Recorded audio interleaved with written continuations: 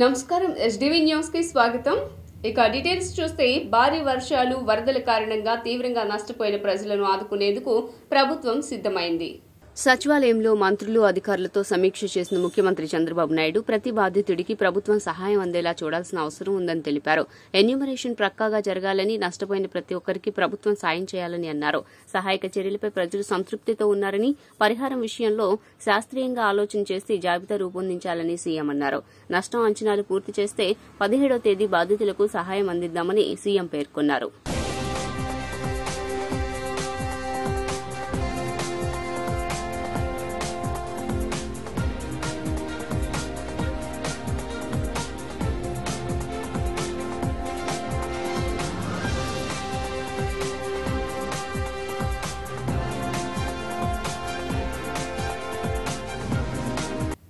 ప్రభుత్వ శాఖల్లో 100 రోజుల కార్యాచరణ ప్రణాళికలను వేగవంతంగా అమలు చేయాలని ప్రభుత్వ ప్రధాన కార్యదర్శి నీరబ్ కుమార్ ప్రసాద్ ఆదేశించారు. రాష్ట్రంలోని వివిధ ప్రభుత్వ శాఖల్లో 100 రోజుల కార్యాచరణ ప్రణాళిక కింద ఆర్థికేతర మరియు స్వల్పకాలంలో పరిష్కరించగలిగిన అంశాలను వేగవంతంగా పూర్తి చేసేందుకు వెంటనే ఆయా శాఖలు తగిన చర్యలు తీసుకోవాలని ప్రభుత్వ ప్రధాన కార్యదర్శి నీరబ్ కుమార్ ప్రసాద్ ఆదేశించారు. 100 రోజుల కార్యాచరణ ప్రణాళిక అమలుపై శుక్రవారం రాష్ట సచివాలయంలో వైద్యం, ఆరోగ్య, హోం, జీఏడీ, న్యాయ, దేవాదాయ, ధర్మాదాయ, ప్రణాళిక, ఎక్సైజ్, జలవనరులు, మైన్ అండ్ జియాలజీ, ఇంధన, వ్యవసాయ, సహకార, పశుసంవర్ధక, మత్స్య, గ్రామ, వార్డు సచివాలయ, సాంఘిక, బీసీ, మైనారిటీ, ఈబీసీ సంక్షేమం, చేనేత, జౌళి శాఖలకు సంబంధించిన ప్రాధాన్యత అంశాలను, ముఖ్యంగా 100 రోజుల్లో పరిష్కరించగలిగే ఆర్థికేతర పరమైన అంశాలకు సంబంధించి సమీక్షించారు.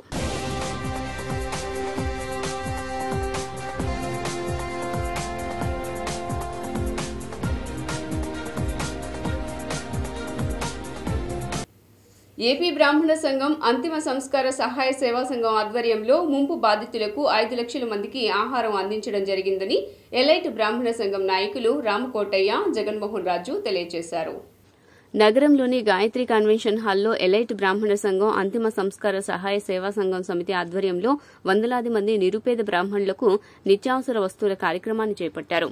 ఈ కార్యక్రమంలో ఆంధ్రప్రదేశ్ బ్రాహ్మణ సంఘం నాయకులు వరద బాధితులకు నిత్యావసర వస్తువులు, కిట్లను అందజేశారు.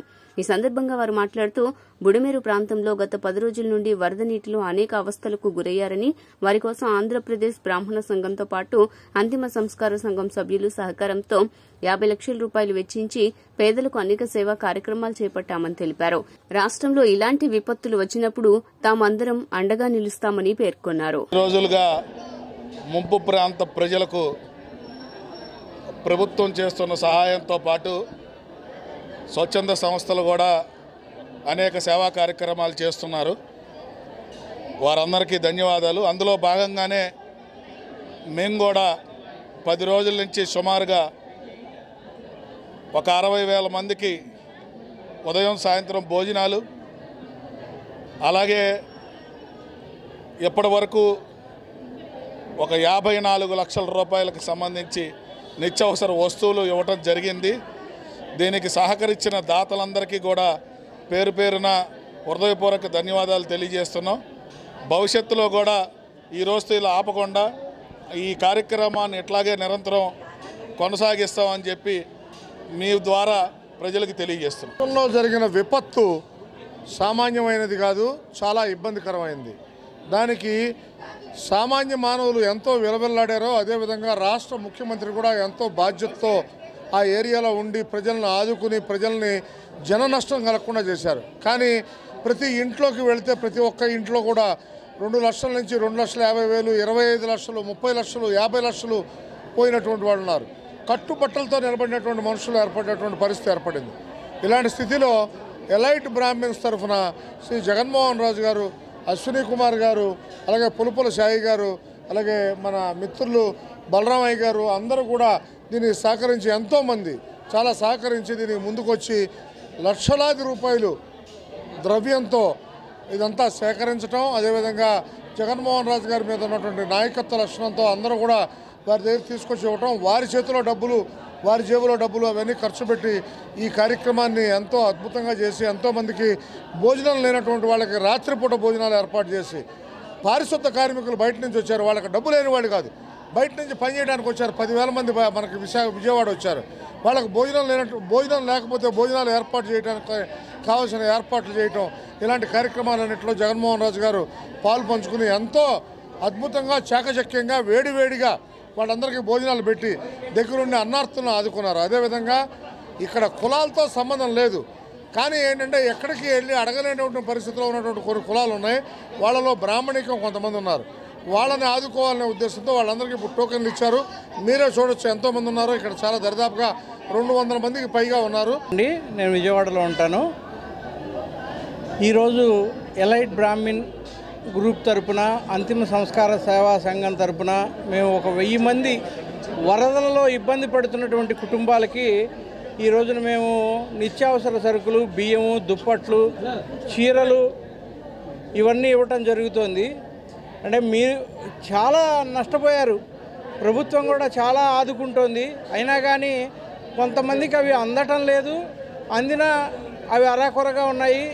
వాళ్ళు చేస్తున్నది ఎంత గొప్ప విషయమో మనం చెప్పనలవి కాదు. సో మా తరపున ఏదో ఉడతా సహాయంగా మేము ఈ రకమైనటువంటి చిరు కానుకని ఇస్తున్నాము. అంటే వారు లాస్ అయినటువంటి దాంతో కంపారిజన్ చేస్తే ఇది చాలా తక్కువ. కానీ ఏంటంటే ఏదో కొన్నాళ్ళు పైన ఆ కుటుంబాలు శుభ్రంగా భోజనం చేయాలనేటువంటి సంకల్పంతో మేము ఈ కార్యక్రమాన్ని నిర్వహిస్తున్నాము. పరిస్థితుల్లో వరదల వల్ల ఎన్నో కుటుంబాలు, లక్షలాది కుటుంబాలు ఇబ్బంది పడ్డాయండి. సింగినగర్ కానీ, కామకోటి నగర్ కానీ ఇలాంటి ప్రాంతాల్లో. అందులో బయటికి వచ్చి ధైర్యంగా ఏమైనా రాగలిగిన కుటుంబాలు బయటకు వచ్చాయి. రాలేని కుటుంబాలు, బ్రాహ్మణ కుటుంబాలు చాలా ఆర్థికంగాను ధన ద్రవ్య రూపంలో అన్నీ కూడా నష్టపోయి ఉన్నారు. క్షుద్బాధ అంటే ఆకలి బాధతోటి 3 రోజులు 4 రోజుల పాటు చాలా ఇబ్బంది పడ్డారు. అటువంటి వాళ్ళందరినీ కూడా చూసి ఒక్క వర్ణం వారికే కాకుండా అన్ని వర్ణముల వారికి న్యాయం చేయాలి అని చెప్పని జగన్మోహన్ రాజు గారి సంకల్పంతో మాది అంతిమ సంస్కార సహాయ సేవా సంఘం. ఎవరైనా పేదవాళ్ళు బ్రాహ్మణులు కాలం చేశారా వాళ్ళది దశదిన ఖర్చులన్నీ కూడా మేమే భరిస్తూ అన్నీ చేస్తూ ఉంటాం. సుప్రీంకోర్టులో వైసీపీ నేతలకు ఊరట లభించింది. ముందస్తు బెయిల్ పిటిషన్పై సుప్రీంకోర్టులో విచారణ జరిగింది. టీడీపీ ఆఫీసు, చంద్రబాబు ఇంటిపై దాడి కేసులో నిందితులుగా ఉన్న వైసీపీ నేతలు జోగి రమేష్, అవినాష్ తదితరులకు ముందస్తు బెయిల్ పిటిషన్లపై సుప్రీంకోర్టులో విచారణ జరిగింది. గతంలో దేవినేని అవినాష్, జోగి రమేష్ తదితరులు హైకోర్టులో ముందస్తు బెయిల్ కోసం పిటిషన్ దాఖలు చేశారు. హైకోర్టులో ఈ ఇద్దరు పెట్టుకున్న పిటిషన్ను కొట్టివేయడంతో వారు సుప్రీంకోర్టును ఆశ్రయించారు. తదుపరి విచారణకు 4 వారాల పాటు వాయిదా వేసింది.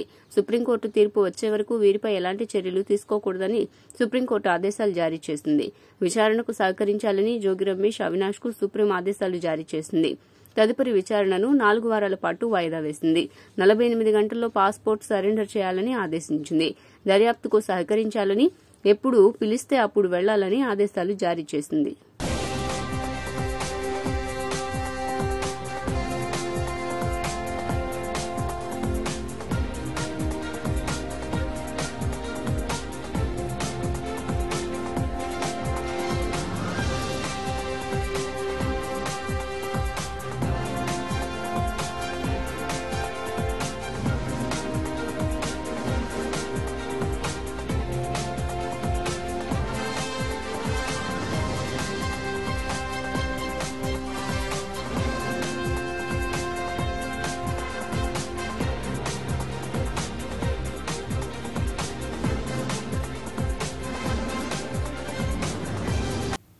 వరద బాధితులకు ఒక్కొక్కరికి ప్రథమ విడతగా 25,000 రూపాయలు ఆర్థిక సహాయం అందించాలని సిపిఎం నేత సిహెచ్ బాబురావు ప్రశ్నించారు.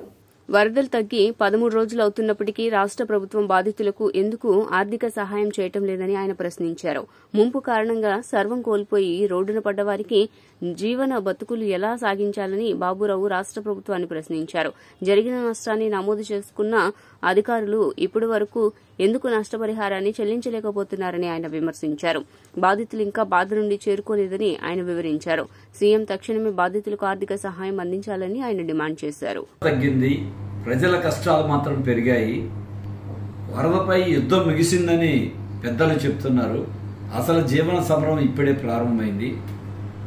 ఏ ఒక్కరిని కదిలించినా, ఏ కుటుంబాన్ని కదిలించినా అన్నీ కష్టాలే. సర్వస్వం కూడా కోల్పోయారు. పనులు లేవు, చేతిలో చిల్లి గవ్వలేదు, నీళ్ళలో తడిచిపోయి గ్యాస్ స్టవ్లు కూడా వెలగట్లేదు. గ్యాస్ ఉన్న గ్యాస్ అంతా కూడా ఎంత పెట్టినా సరే పొయ్యి రాజేయడానికి అవకాశమే కనపట్లేదు. ప్రభుత్వం ఇచ్చినటువంటి నిత్యావసర వస్తువుల్లో రేషన్ బియ్యమే ఇచ్చారు తప్ప కనీసం ఇప్పుడైనా నాణ్యమైన బియ్యం ఇవ్వలేదు. మిగిలిన సరుకులు కొనుక్కుందామన్న అవకాశము లేదు. ఇల్లు శుభ్రం చేసుకునే పని అవ్వలేదు. ఫైర్ ఇంజన్లు కొన్ని చోట్లే చేశారు.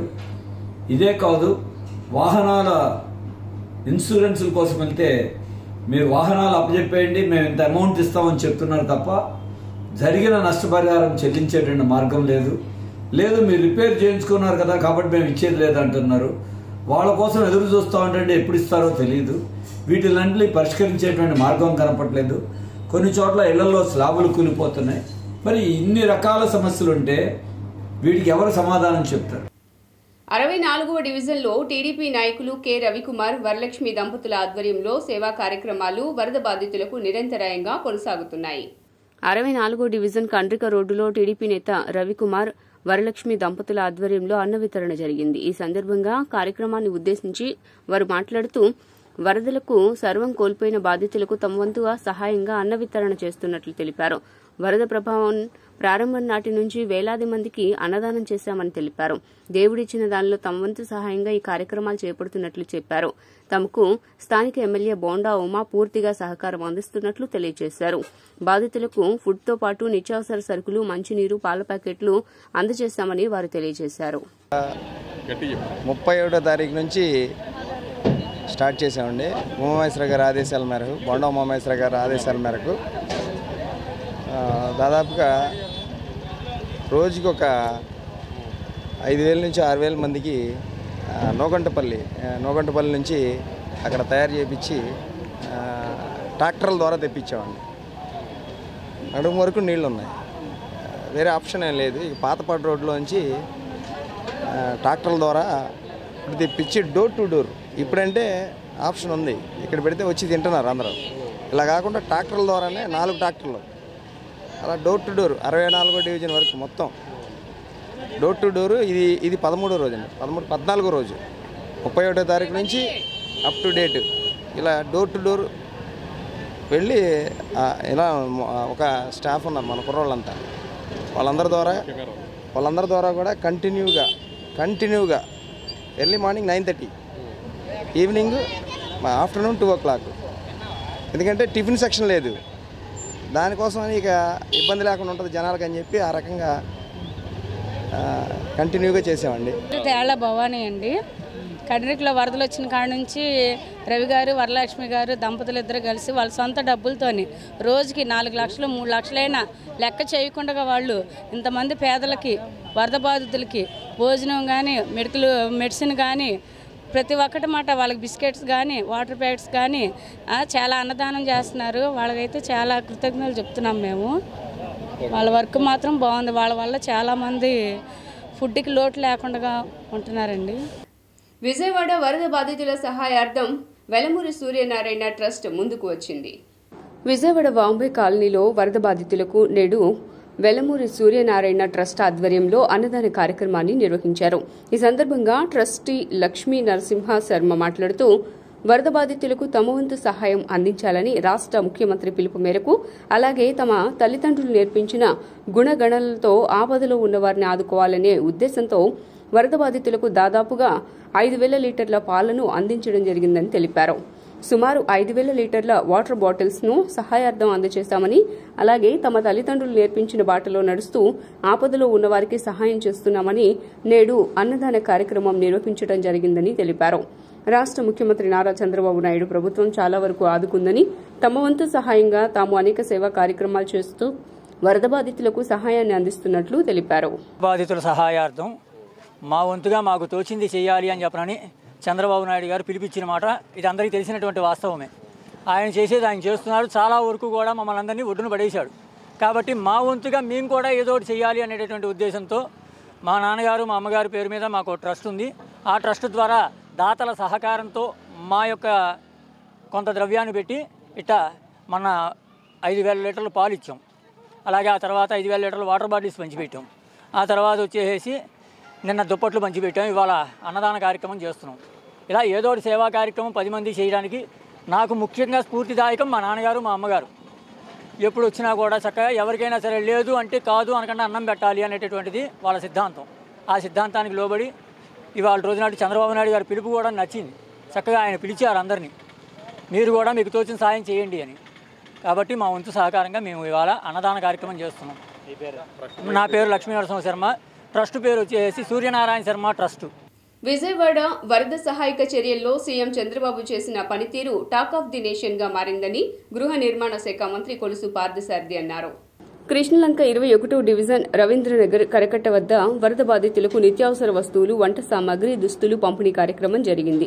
ఈ కార్యక్రమానికి మంత్రి పార్థసారథి, ఎమ్మెల్యే గద్దె రామ్మోహన్ హాజరై బాధితులకు సరుకులు అందజేశారు. అనంతరం మంత్రి మాట్లాడుతూ వరద బాధితులకు అండగా ఉండేందుకు నూజివీడు నియోజకవర్గం ప్రజలు స్వచ్ఛందంగా ముందుకు రావడం అభినందనీయమన్నారు. ప్రభుత్వం కూడా సహాయక చర్యలను వేగవంతం చేసిందని, 10 రోజుల పాటు సీఎం చంద్రబాబు విజయవాడలోనే ఉన్నారని తెలిపారు. ముఖ్యమంత్రి చొరవతో అధికార యంత్రాంగం వేగవంతంగా బాధితులకు సహాయ చర్యలు అందించిందన్నారు. మరి ఈ 10 రోజులు కూడా విజయవాడ ప్రజలు జిల్లాల్లో అనేక ప్రాంతాల్లో నరకం అనుభవించారు. ప్రకృతి వైపరీత్యాల మూలంగా సంభవించే నష్ట తీవ్రతని ప్రభుత్వాలు తగ్గించగలవు.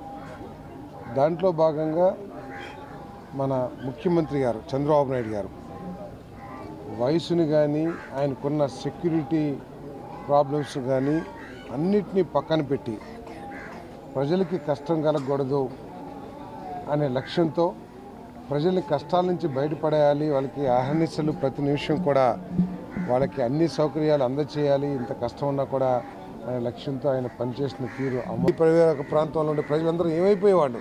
సో నిజంగా అది వాస్తవమైతే కనుక వాళ్ళ మీద కఠిన చర్యలు చేసుకోవాల్సిన అవసరం ఉంది. ఏ రాజకీయ పార్టీ అయినా అంత దిగజారి రాజకీయాలు చేయాల్సిన అవసరం లేదు. అది కాక ఎన్నికలు జరిగి ఇంకా 3 నెలలు కాలేదు. ప్రజలందరూ కూడా మిమ్మల్ని వ్యతిరేకించిన విషయం స్పష్టంగా అర్థమైనా కూడా ఇంకా ఏదో రాజకీయంగా సాధించాలని అనుకుంటాం.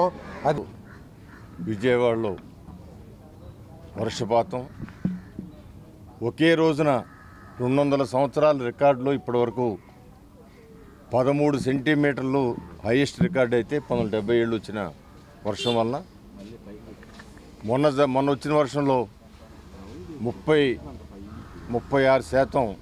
సెంటీమీటర్ల వర్షం కురిసింది. అంటే 200 సంవత్సరాల క్రితం అంత వర్షం కురిసిందని రికార్డులు చెబుతూ ఉన్నాయి. ఇలాంటి పరిస్థితుల్లో విజయవాడ అంతా కూడా అతాకుతలం అయిన సంగతి. నారా చంద్రబాబు నాయుడు గారు ప్రత్యేకంగా విజయవాడ నగరాన్ని వచ్చిన విపత్తు నుంచి ప్రజలను కాపాడటానికి ఆయన రేయనక పగలనక ఆయన పర్యటించిన విధానం రాష్ట్రంలో చంద్రబాబు ప్రభుత్వ నిర్లక్ష్యంతో విజయవాడ ఏ మాదిరిగా అతలాకుతలమైందో అదే తరహాలో ఏలేరు రిజర్వాయర్ రైతులను ముంచేసిందని వైఎస్ఆర్సీపీ అధినేత మాజీ ముఖ్యమంత్రి వైఎస్ జగన్మోహన్ రెడ్డి అన్నారు.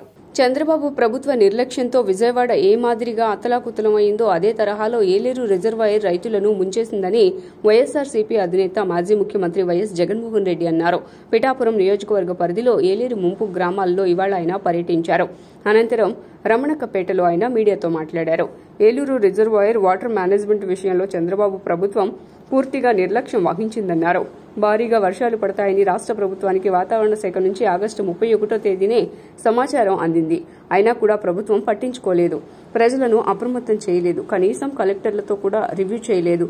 చంద్రబాబుకి ఏమాత్రం మానవతా విలువలు ఉంటే ఒక స్పెషల్ ఆఫీసర్ను నియమించేవారని పేర్కొన్నారు.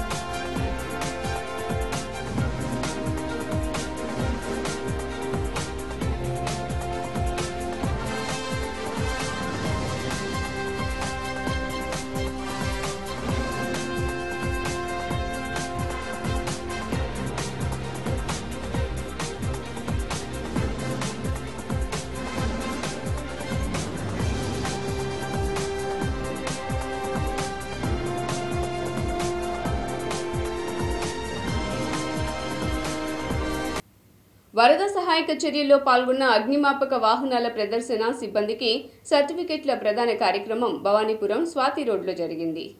పాతబస్తీ స్వాతి సెంటర్లో బాధితులకు విశేష సేవలు అందించిన అగ్నిమాపక సిబ్బందికి సర్టిఫికెట్ల ప్రదానోత్సవం జరిగింది.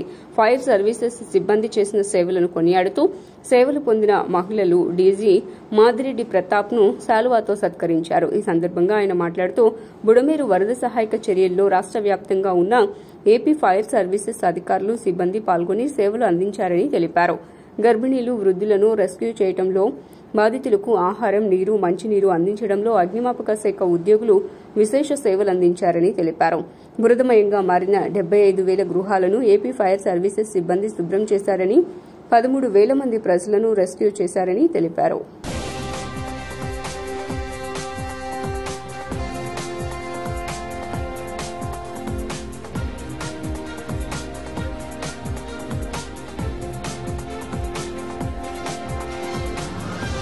వరద బాధితులకు నిత్యావసర సరుకులు మంత్రి గొట్టిపాటి రవికుమార్ పంపిణీ చేశారు. ఈ సందర్భంగా మంత్రి గొట్టిపాటి రవికుమార్ మాట్లాడుతూ చరిత్రలో ఎన్నడూ లేని విధంగా వరదలు విజయవాడను ముంచెత్తాయి. ఇంత విపత్తు సంభవించినప్పటికీ చంద్రబాబు నాయుడు ముందు చూపుతో సమర్థవంతంగా ఎదుర్కొన్నాము. సీఎం చంద్రబాబు నాయుడు కలెక్టరేట్లో ఉంటూ మంత్రులను, అధికార యంత్రాంగాన్ని ఎప్పటికప్పుడు సమన్వయం చేస్తూ బాధితులకు అండగా నిలిచారు. వరదలతో నష్టపోయిన వారిని ప్రభుత్వం కూడా ఆదుకుంటుంది. ఇందుకు సంబంధించి వరద నష్టం అంచనాకు కూడా ప్రత్యేక బృందాన్ని ప్రభుత్వం ఏర్పాటు చేసినట్లు మంత్రి గొట్టిపాటి రవికుమార్ అన్నారు. అంచనాలు పూర్తి కాగానే పరిహారం అందిస్తామని తెలిపారు.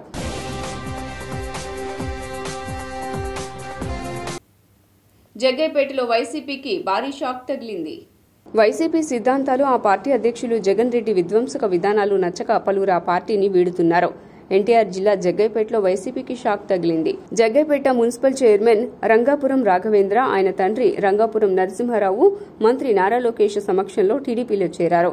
వారితో పాటు 7వ వార్డు కౌన్సిలర్ పూసపాటి సీతారామమ్మ దంపతులు, 31వ వార్డు కౌన్సిలర్ గింజుపల్లి వెంకట్రావు కుమారుడు కృష్ణ, 23వ వార్డు కౌన్సిలర్ డి రమాదేవి దంపతులు టీడీపీలో చేరారు. ఉండవల్లి నివాసంలో వీరందరికీ పసుపు కండువాలు కప్పి పార్టీలోకి సాదరంగా ఆహ్వానించారు. ఈ సందర్భంగా మంత్రి నారా లోకేష్ మాట్లాడుతూ గతంలో ఎన్నడూ పడని విధంగా భారీ వర్షాలు కురిశాయని, ప్రభుత్వం అప్రమత్తతో వ్యవహరించి బాధితులకు అండగా నిలిచిందని, వరదల్లోనూ జగన్ రెడ్డి బురద రాజకీయాలు చేశాడని మండిపడ్డారు.